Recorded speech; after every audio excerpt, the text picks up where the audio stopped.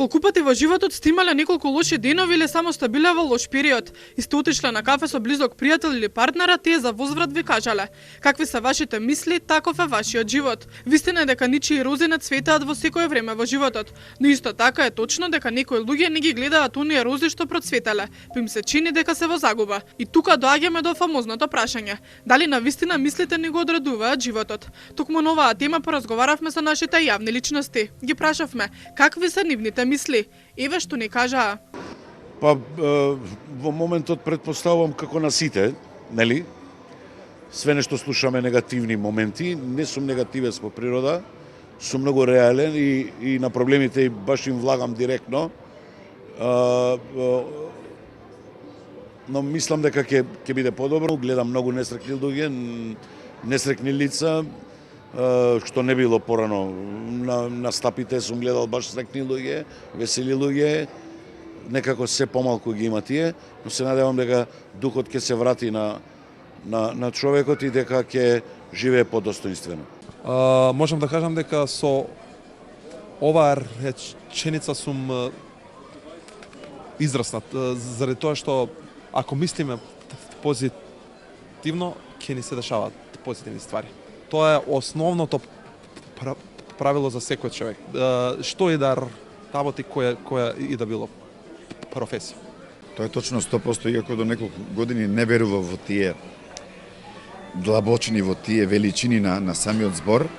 Си велиш како па да не, ќе размислувам позитивно и ќе ми дојде. Реков, што е тресење глупости, нема врска, но кога ќе напишеш некоја реченица на некој лист и кога ќе го ставиш на зид или на фризер и кога ќе гледаш у него и кога ќе веруваш во тој збор и ќе го повторуваш, значи таа 2012-13 година со тие зборови се случија чуда.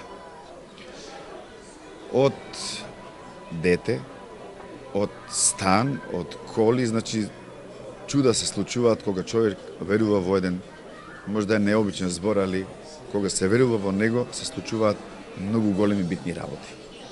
Сигурно, мислам дека многу работи сами си потикнуваме да се случат, дали преку мисла, дали преку индиректно некоја постапка што сме ја направиле. Сметам дека со поведри мисли ќе ни следи и поведро време и не треба многу да обрнуваме внимание на негативни работи, затоа што негативното ќе ни се врати.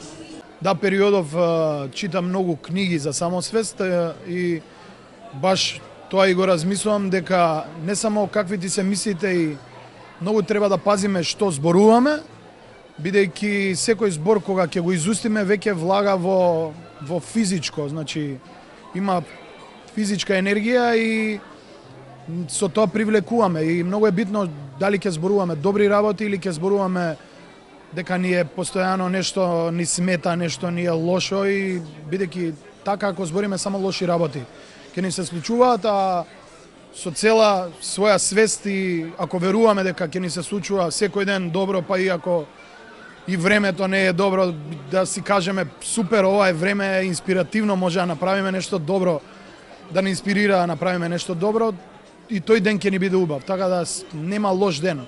Треба да сме благодарни на Бога што сме живи и здрави и што се будиме секој ден. Моите мисли навистина се многу чисти. На никого не му посакувам ништо лошо, си го гледам својот живот. Моите мисли се светли, моите мисли се позитивни. Таков ми е животот, таква енергија давам, без разлика што ми се случува, дали поминувам низ бура, дали поминувам низ некој разочарување или што и да е. Јас сум секогаш позитивецот и она човече во друштво кое секогаш ајде, ќе пееме, ќе играме, ќе правиме што ќе правиме. Така да.